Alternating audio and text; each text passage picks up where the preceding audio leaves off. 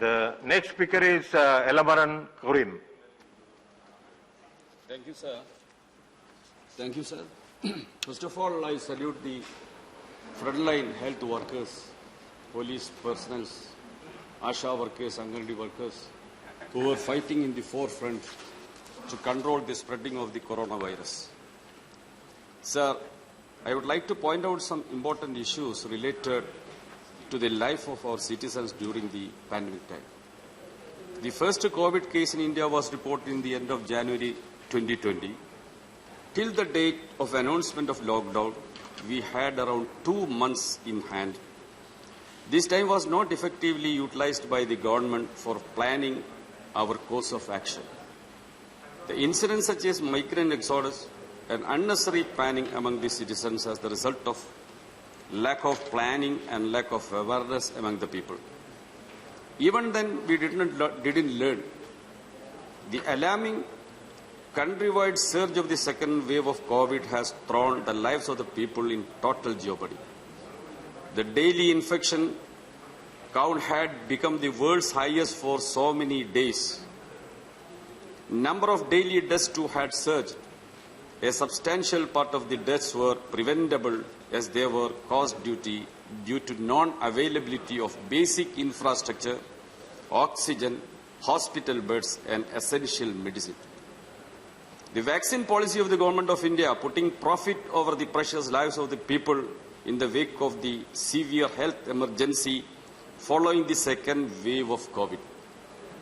The inefficiency, negligence and cruel insensitivity of the government towards the people's miseries, which wasted one precious year only with sound bites to media, instead of making adequate preparations by strengthening and expanding our health system and vaccine production, has created this alarming situation. Sir, throwing the lives of the people in total jeopardy in our country, so far the vaccinations were free and universal in our country. At a time when the states are not given the promised doses of vaccine, it had severely affected the first phase of vaccination itself. Everything is being utilized for the publicity of the government. In all the areas we would see hoardings thanking the government for announcing the new vaccine policy. What is the reality? The discriminatory vaccine policy of the government had attracted countrywide criticism, and the Supreme Court itself was forced to intervene in the vaccine policy. All these have compelled the government to withdraw the anti-people vaccine policy and announce the present one. So the government has actually forced to withdraw its faulty and disastrous vaccine policy as a result of strong opposition. Sir, the people will reject the condemnable effort by the Prime Minister through his national broadcast to level false charges against state governments and shift responsibility. We would see that the failed vaccine policy has not been fully reversed. The government has chosen to continue dual pricing policy. As much as 25% of vaccine production is still reserved for the private sector. That vaccine goes to the upper class of the society. As much as 25% vaccine production is still reserved. This is nothing but a license for loot the private manufacturers to make super profits.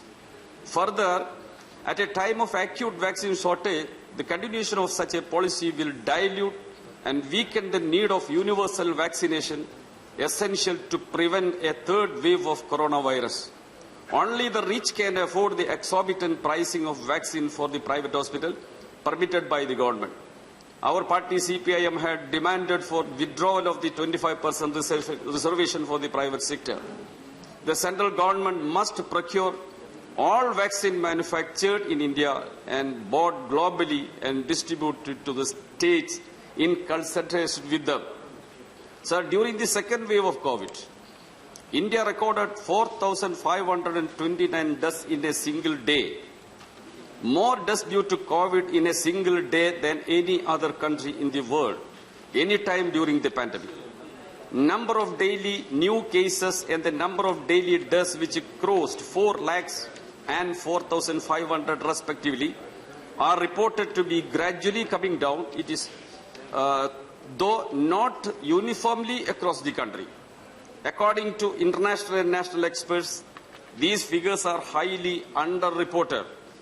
The actual number of infection and deaths are estimated to be at least 5 to 10 times more. During the first wave, we have been shocking images of thousands of migrant workers with their families and children marching hundreds of kilometers on the road and railway tracks. Many died on the way due to exhaustion and hunger. In the second wave, the disease spread even to remote villages where the people hardly any health infrastructure or medical facilities were available and affected more young persons. The visuals of COVID patients outside hospitals, waiting for hours and days for bed, many dying before they could get one was horrifying. Several patients still unknown to each other, sharing one oxygen cylinder on the pavement of outside a hospital.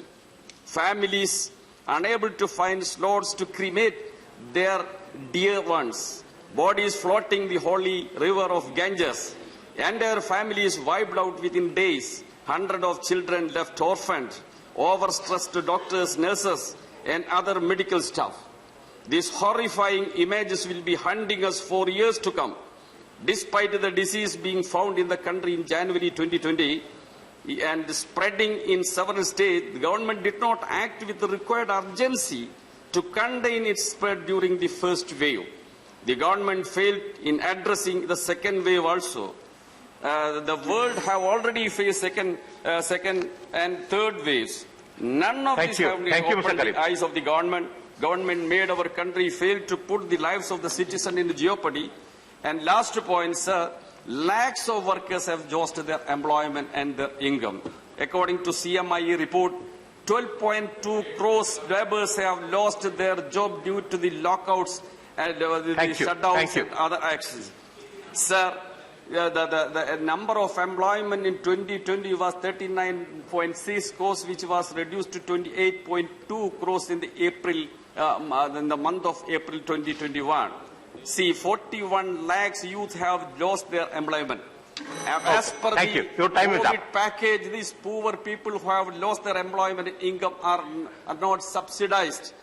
After repeated requests from our parties and trade unions for substantial financial help to the poor, these informal sector workers, in the COVID package, there is nothing to help those workers. This attitude should be changed, and the universal vaccination should be done immediately to prevent the spread of Thank you very much. Further. The next speaker is Professor Ram Gopal Yadav.